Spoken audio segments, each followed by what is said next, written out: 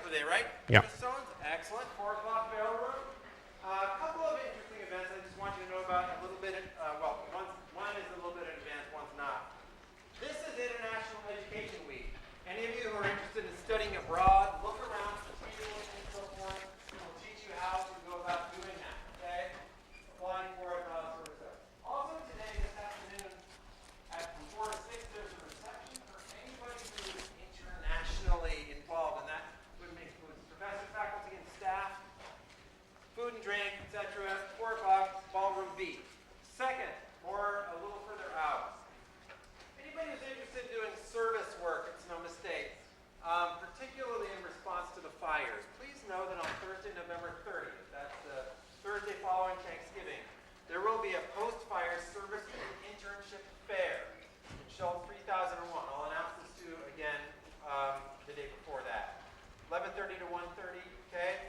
And so that would be a way to get involved locally to help people who have been discommoded, troubled, traumatized, etc. by the fire, okay? All right, to do our introductions, our speaker today is one of the FYE program's long-standing good friends, taught in the program and has lectured for us for a long time since. This is Professor John Stearns from the Philosophy Department.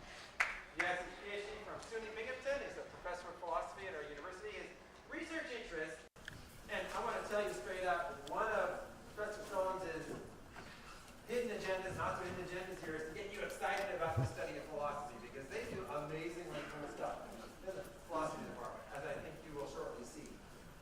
His research interests focus on how all the apparatus of a modern age, that is technology, robots, artificial intelligence, computers, the digital age, speak to ancient questions of philosophy and what it means to be human. Okay? His research has earned many accolades, including the 2011 Herbert A. Simon Award from the International Association for Computing and Philosophy. He's a very, very highly regarded teacher here at Stearns State University, and as I said, a former professor in our program. Please offer a warm FYE welcome to Professor John Stearns. Thank you. Okay, we're going to start by looking at a little video here. Hey, we've got something. You mean this is the first time we've had it on? No.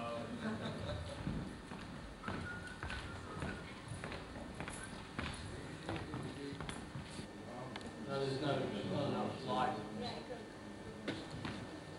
Is this a light on me? No. Can we put the light on me?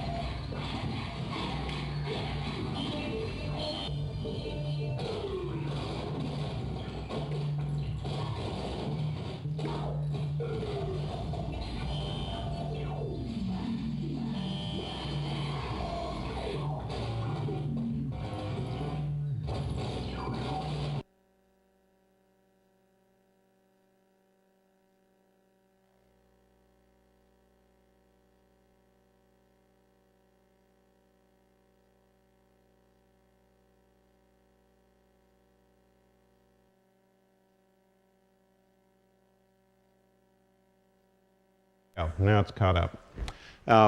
So what was that? That was a artist called Stellark, and he was active mostly around the turn of the century, 1990s and 2000s. He's still doing some work, but that was sort of his heyday. And it was very inspiring to me when I saw him many years back, because his kind of vision of what humans could be or what they are, especially in sort of the future with technology, was very forward-thinking, even though it happened decades ago. it's still pretty aggressive and hard to understand. So it's very interesting art, and inspired me to start thinking about this topic here. What exactly are we, and what does philosophy have to say about that? So this is pretty weird. I got a super lag here. When I press the screen here, it seems like it's like 3 or 4 seconds before it changes up there. That's pretty ugly. Wow.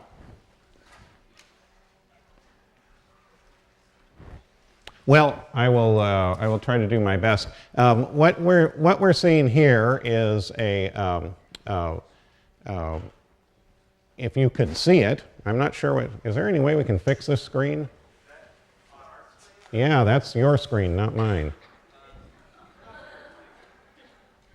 Maybe it's a mic interference?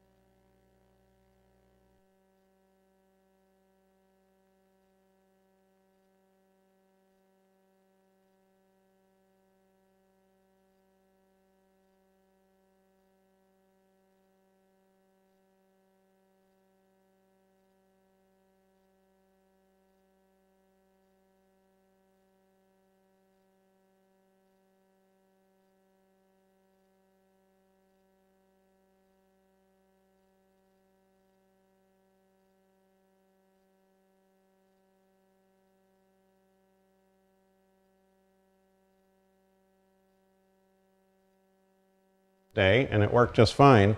So I've got another plan. I'm going to put it up on this computer, and it should work hopefully up there. But I will need somebody to advance the slides for me.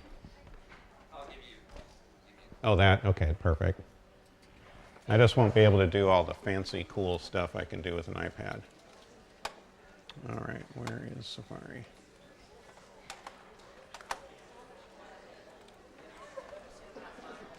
It's this pad? No.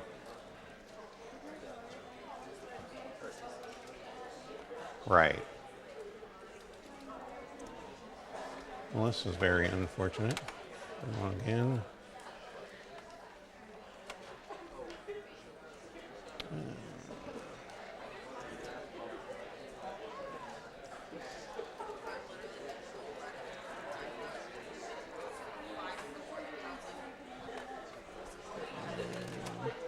There it is.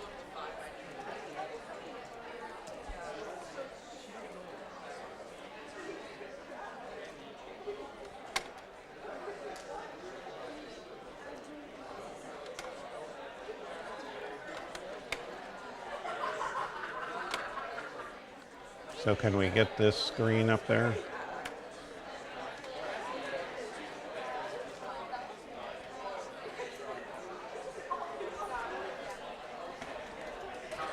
Is this guy on?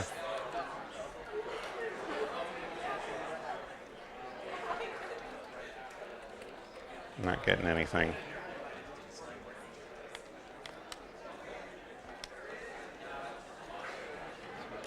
Here we go. No, that's not quite what I want it to do. I want it to, let's go back. God damn it. Everything's going wrong today.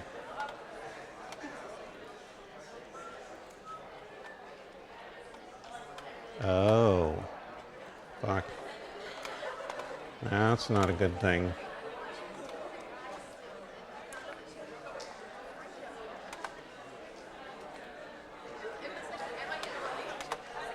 Okay, I'm going to try a different browser.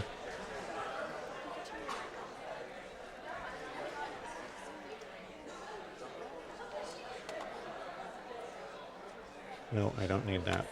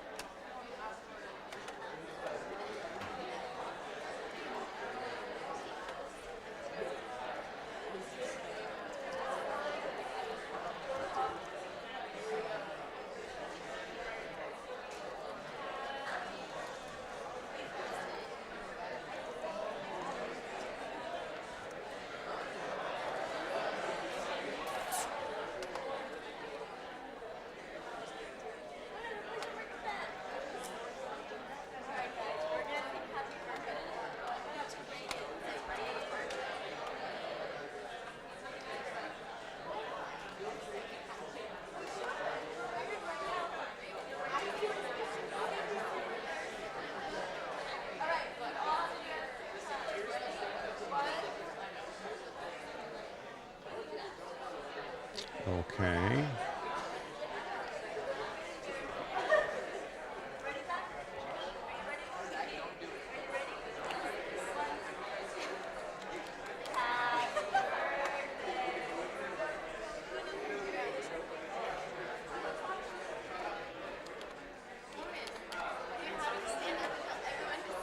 Okay, did I just do that? Yes, okay, good. We're in control.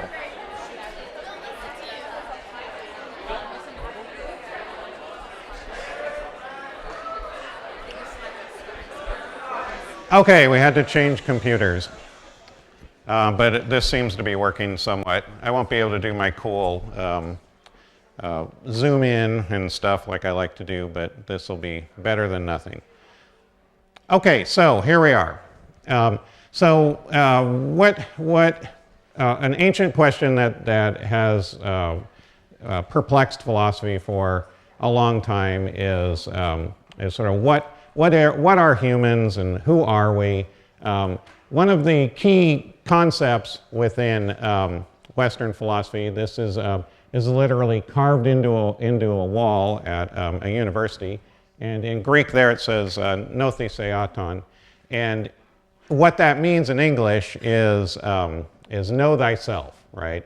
And this was also kind of carved on the door of the temple at Delphi, which was an important place in ancient Greece. It was considered like the navel of the universe for the ancient Greeks, and it was where the gods were supposed to be in closest contact with humanity. Now, this is what it looks like today, if you want to go visit it. But if you had visited it back when it was running, you would have met somebody like this. So this is one of the sibyls or priestesses at the temple, and she would sit there, and this is a kind of a romantic Victorian drawing of it, but this was what we're told is that there was kind of a natural volcanic vapors that would come up from the ground at this point. And so you'd come in and you'd ask her a question, and then she'd put her cloak over that and breathe in these fumes and then give you kind of a drug-induced soliloquy. And then that was supposed to be, that was thought to be the god Apollo talking right directly through her. It could be other gods too, usually Apollo. And then she would tell you certain things. So I don't know, if any of you have ever seen the movie 300, there's a scene where the Leonidas talks to the oracle at Delphi to get some answers. Well, a guy named Socrates showed up there one time, and or actually not Socrates, but one of his students asked the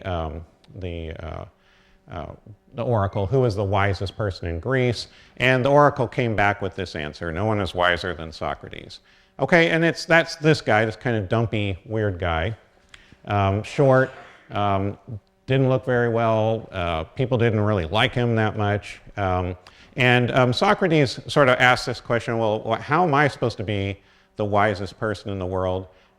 Because I know for sure that I'm not very wise. I don't know anything. And so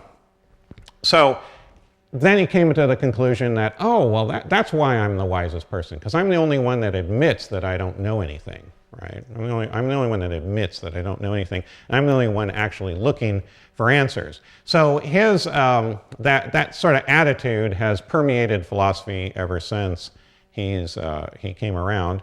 And so philosophers kind of doggedly ask these questions over and over again. We need to know who we are, and we do this through an inquiry, a continuous inquiry that is tempered with as much skepticism as we can pull off. So we're trying not to be credulous about what we know. So if we're going to ask this question, and I think it's a good one, what are we?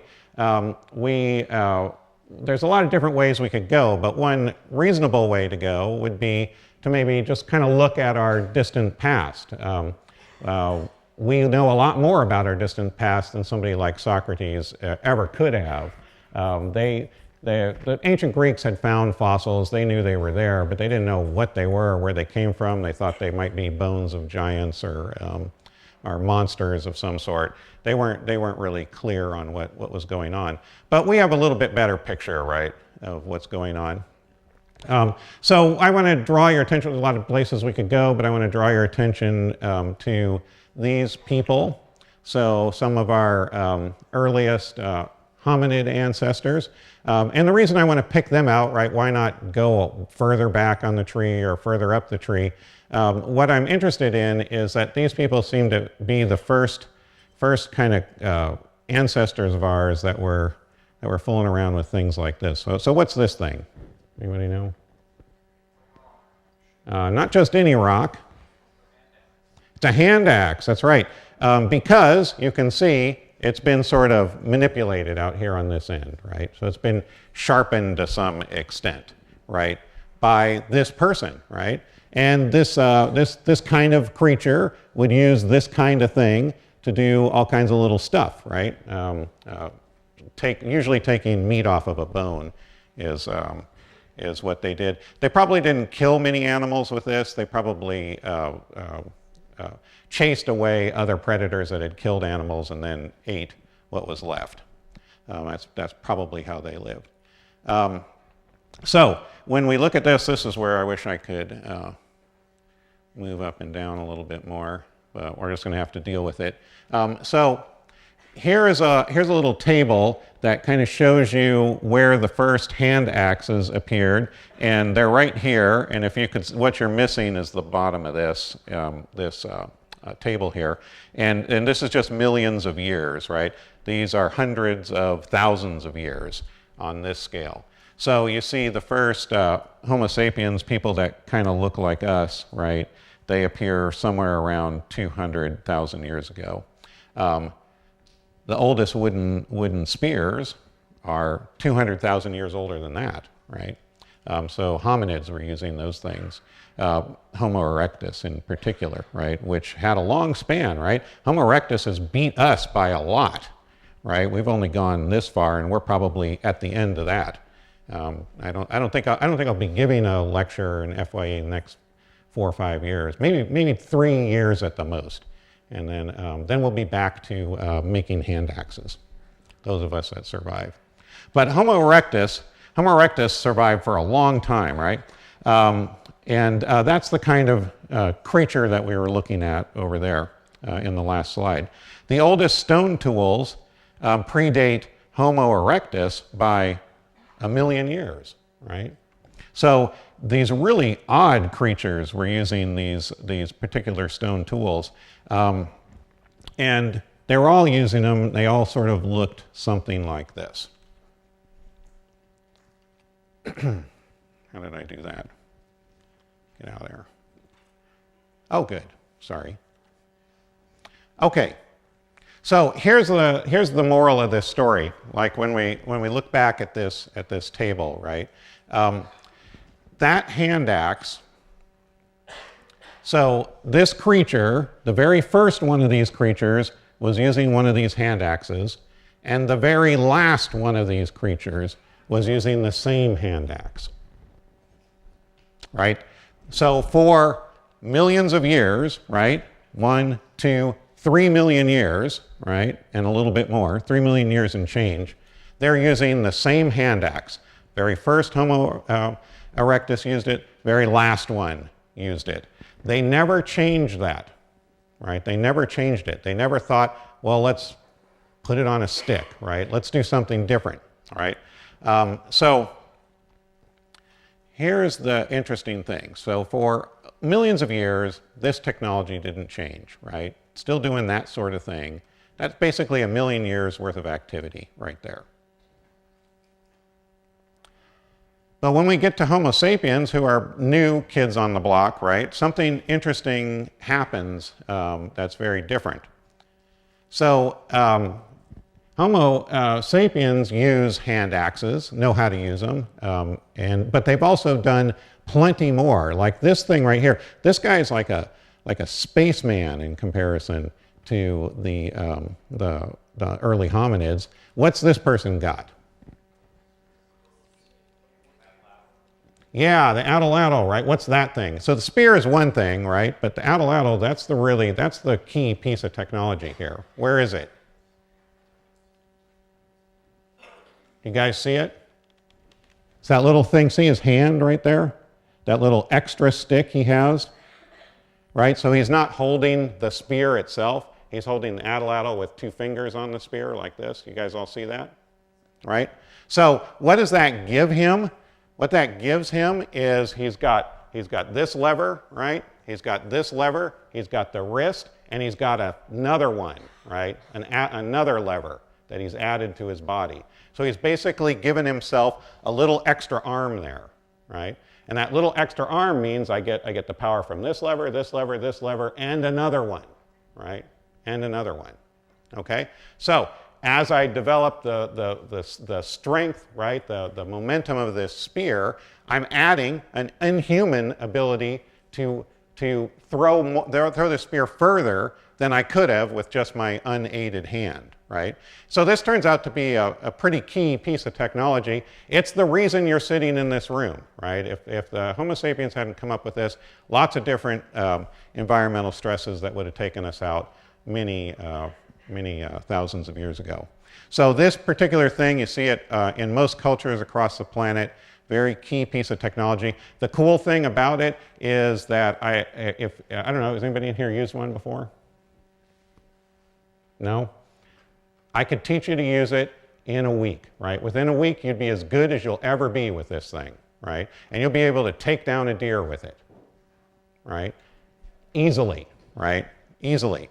It's a great tool. So that's why it's lasted for as long as it did and was as popular. So the atlatl makes it possible for him to get the deers, which makes it possible for him to wear the clothes and get all kinds of cool stuff, right? Have extra free time because we eat so well that we can do things like art, right? This person's using a hand axe kind of tool to scrape colored rock into dust, which she's then going to paint on her body in different patterns. Really bizarre behavior, stuff you never saw the earlier hominids doing much of, if any. So here's this interesting new relationship, right, that Homo sapiens have, which we inherit a little bit from our hominid ancestors, but we really take it in new directions. So not only are we making hand axes, but we're taking that technology of not just taking one chip off of a rock and trying to make it somewhat sharp. We're taking thousands of chips off of rocks and shaping them and finding special rocks that have special capacities to make this work. So flint and obsidian. And this is a difficult task if you've ever tried to do it in scouting or something. So about 160,000 years ago to 10,000 years ago, that's sort of the story of technology. But then around 10,000 years ago, things get much more complex, and we have the agricultural revolution. So this is kind of early agriculture, early kind of gathering. You know, they seed this area and they come back and they harvest it. And then that just gets more and more intense. And we're only talking, you know, a few thousand years. And then just a few hundred years ago, we have another gigantic change in our relationship with technology, and that is the Industrial Revolution and switching from an agrarian lifestyle to a more industrial lifestyle, to the kind of lifestyle that you guys are familiar with today. So the way you live is really a distinct anomaly, right? Humans don't live like this. We're really bizarre. We're really bizarre, strange characters in the history of humanity. And it hasn't stopped, right? So it didn't stop with the Industrial Revolution. Just 50 years ago, right, within my lifetime, we have another massive revolution, which is the likes of which we have never seen before, and we don't know particularly where it's going. So that's the digital revolution. So I don't just have an atlatl in my hand, I've got this thing, right? More computing power than it takes to get to the moon, right? Just hanging out in my pocket, right? all brought to you by technology. So if we're going to answer this question, what are we? Obviously, right, these things play a role, play an important role. We're probably, so our first answer I want to entertain is that we're tool-using creatures. So this I want to get through fast because we're running a little late. But essentially, I can make an argument based on cognitive science that we're one of the few creatures that has a brain that can that we can manipulate and change even during our lifetimes. So, for instance, those creatures, those early hominids that were making the hand axes, they were probably born with the ability to do that, just like a bird is born with the ability to make a nest. It's just sort of in their genetics. That's not true for us, right? If I asked you to make a hand axe, you wouldn't be able to just make one by your instincts. You have to learn, and so learning is our tool. Our tool is really learning. So we have a learning and we have a language to share. This is what we're doing in the room right now. It's a very bizarre behavior. Other creatures don't do it. We can learn from long dead people, right? Long dead people have stuff to tell us and communicate to us through the centuries, long after they perished. All through this language and symbols and all of this stuff. And we can take everything that humans have had for a few 100,000 years, and we're supercharging it with the use of digital technology. So now you have, this kid here has more access to the knowledge of the world than any human ever has before. And of course, she's probably watching PewDiePie or something instead of accessing all that. Okay, but she has the capacity to do it if she wants to. So we have this adaptable brain. We'll probably talk about this more later in the afternoon. But I'm influenced by the philosopher Andy Clark here, who talks about the capacity of our brain to not only just sit in our heads, but to actually extend into the environment and take stuff from the environment and mix it into its own thoughts. So here's an important point in the lecture. If our brain is an important part of who we are, and our brain includes the body, technology, and the environment around it, then what are we? Got an answer to. Okay, so answer two, a little bit more subtle, more important answer. We are our technology and our environment. And the changes we make to these things fundamentally change and alter who we are. So we're these plastic creatures constantly changing. What humans will be and look like in the future will be markedly different than now, and it won't take millions of years to get there. It may take only a few hundred or 50. Okay, so this brings me to the part of the talk where I want to talk about the use of prostheses. So prosthetics are a really interesting mix of necessity and then I want to say also art and possibility. So the motive for these things comes from somebody losing the capacity, like losing a leg, losing an arm, losing the ability to walk. And then we think of, well, are there some technological solutions to regain what has been lost? So I think it starts that way, but it doesn't end that way because it goes on to, well, can we then just use these things to extend the capacities of a normal human body? What can we add to a normal human body to make it better or presumably normal?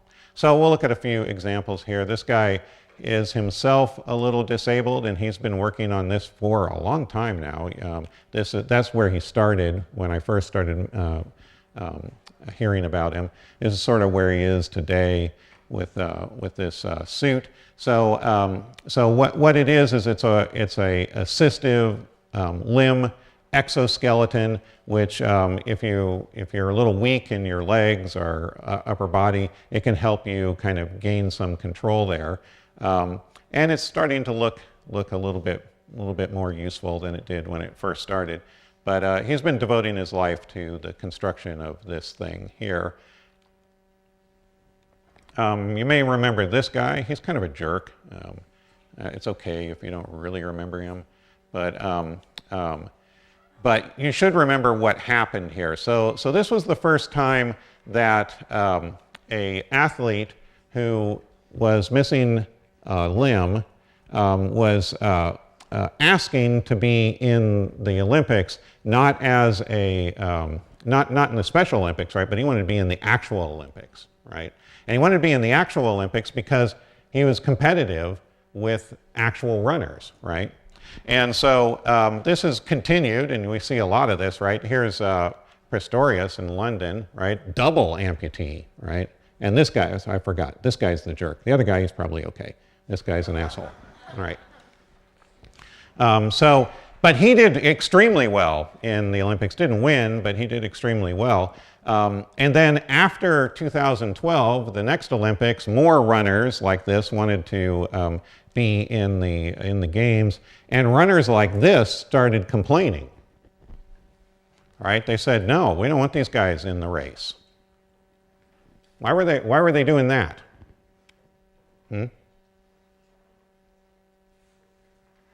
Anyone want to hazard a guess? Oh yeah, go ahead. Maybe they would have thought that maybe because of like the prosthetics that they had some sort of like advantage to the race. That's right. Yeah, that's right. So these things have been within just a few decades, right? We've been able to design these things and make them out of really interesting new materials to the point where these are kind of like the addle, right? They've become an advantage. They become an additional limb, a stronger limb, at least for running, right? They're finely tuned for running. Whereas these legs are tuned to do lots of other things besides running. These ones are just designed for running. So when they get going, these athletes can be faster, right? So we're at this weird point in human history where I mean, who would have ever thought this, right? I never would have thought this as a kid, that at some point in the future, the best thing for your running career would be to lose both legs. Right? How bizarre is that? Right? It's an advantage to not have legs in a foot race. Okay, so keep that in the back of your head. We'll start looking at some other stuff. So here's a fellow who's been part of a long-running experiment, and he's got kind of an old version of this type of arm and a newer version of this type of arm, so you can kind of see the development of this technology. It's developing really quickly. As I've been giving this lecture, I've been having to add more and more stuff to it because it doesn't stay still. So this guy is showing you, and how this technology works is he controls the arm based on off of these muscles here. So he learns to twitch these muscles in different ways that cause the prosthetic arm to move and to grasp and do all kinds of interesting stuff. So that's from 2005. Here's a slightly more modern version of the same technology. So Claudia Mitchell here lost her arm in, I can't remember if it was Afghanistan or Iraq, but it was blown off.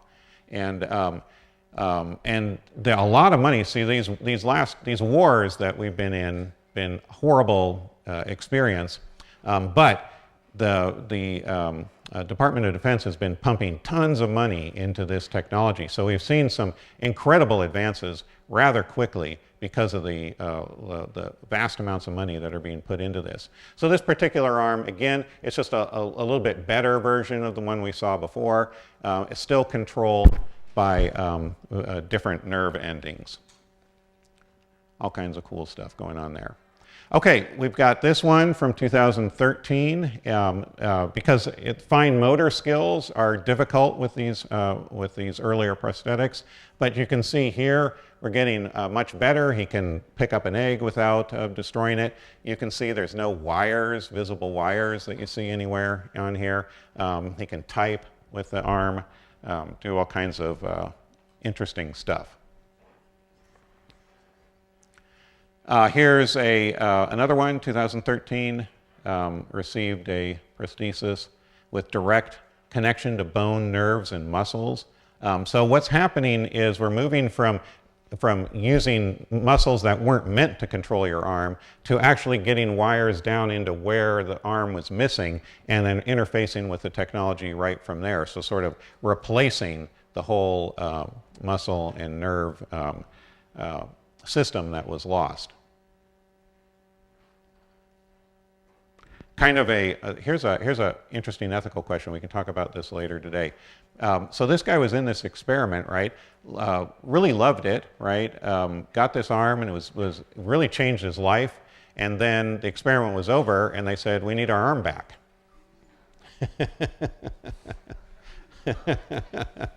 And this happens all the time in this kind of research. It doesn't, they don't get to keep this stuff because it's super expensive. So there's definitely an ethical question here. This guy gets around it by being both the researcher and the recipient. So his life definitely is changed for the better and constantly gets better. So Hugh Hare is a person to watch. He's at MIT and he designs all these legs. He lost both of his legs in a climbing accident. He's a big climber. And he got trapped up on a mountain and frostbite took both of his legs. But what's interesting about this is that he was also an engineer. So he went to, they gave him the prosthetic legs and he's like, these things are crap. So he went to designing his own.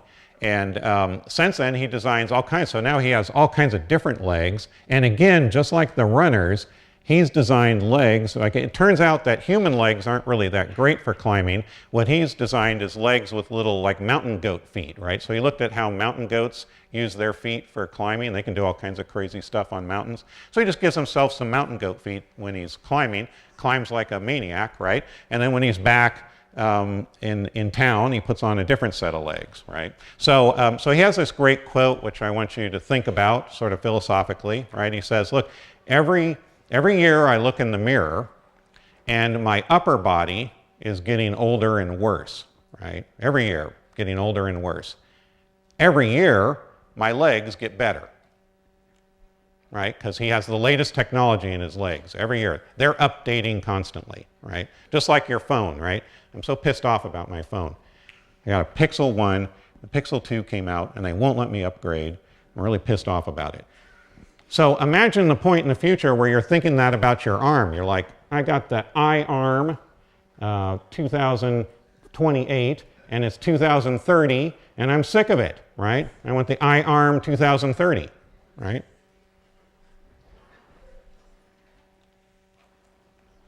So there he is, climbing away. So we'll talk about him later in the afternoon as well, because he's really interesting. So another set of tools that we add into our body, I would like us to think about, are mental prostheses. So let me just zip through this. That's not all that exciting, right? You know that history. What is exciting is this.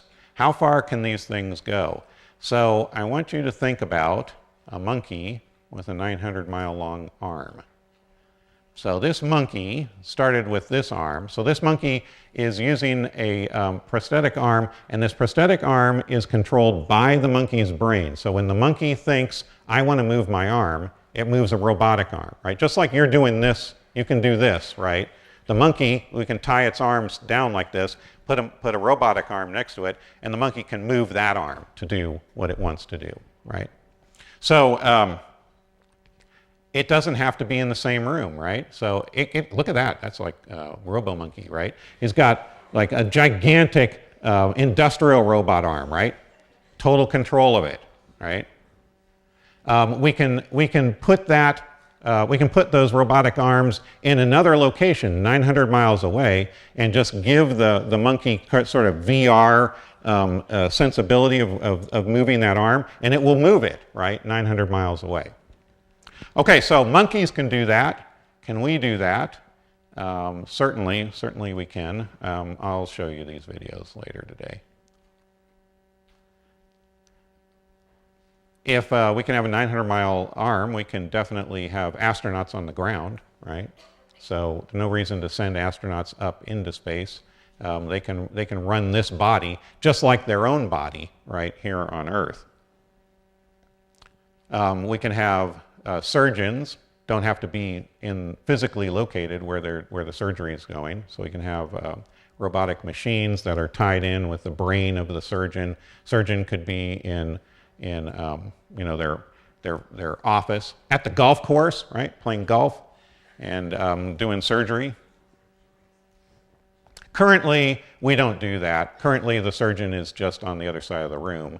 But there's no reason why, it's only latency problems that cause this to happen. That surgeon doesn't necessarily have to be there.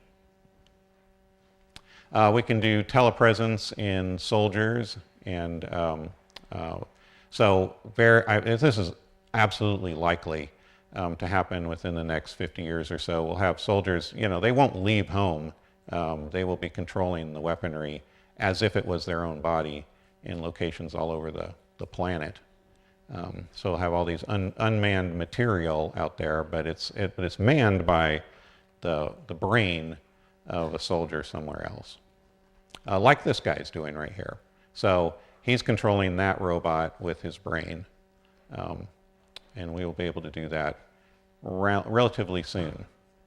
We can see with our tongue. We can do all kinds of cool stuff.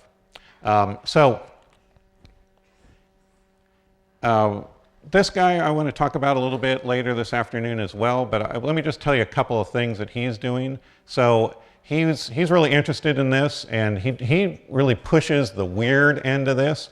So for instance, here's one thing that he wants to do. We can take our brain and then we can control a robotic machine, but as it turns out, I could wire my brain into your brain and control your arm, and vice versa.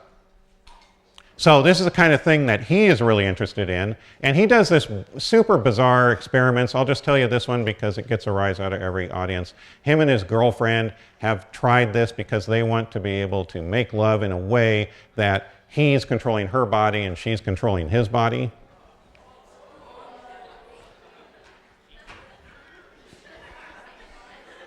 So I don't know if that's something that you're going to get in your life, but definitely your kids are, right?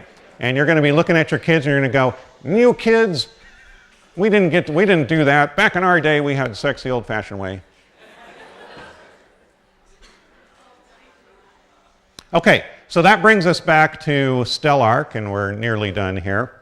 So I just want to get a quote from Stelarc. So here he is. He's writing. So Stelarc says, "Look, we don't have to replace missing limbs. Why don't we just add more limbs, right? And add more limbs. So if 2 arms are good, why not 3? Why not 4, right? So this is what he's doing here. He's added a 3rd arm onto his body, and then in this video he writes the word evolution from the middle, the beginning, and the end all at the same time. So here's a quote. We'll talk about this later this afternoon. "Death does not authenticate existence. It is an outmoded evolutionary strategy. The body needs no longer be repaired, but could simply have its parts replaced. Extending life no longer means existing, but rather being operational. Bodies need not age or deteriorate. They would not run down nor even fatigue. They would stall, then start, possessing both the potential for renewal and reactivation." So think of this, right? Who are we? We're this creature constructed of technology. Sorry, John. Yep. Please chill out. Oh, okay. So I'm almost done. Don't worry about it. What we're trying to do then is construct this body out of technology. Technology has this quality of being continually renewed. So if we think of ourselves like Hugh Hare, he's proud of his legs, worried about the upper part of his body. As we extend our capacities to build more and more prosthetics and replace more and more pieces of our body, at some point, somebody like Hugh Hare is all machine, right? Always being upgraded, all the time, no end in sight. Okay, so we'll talk about that later this afternoon, and that's the answer to what are we?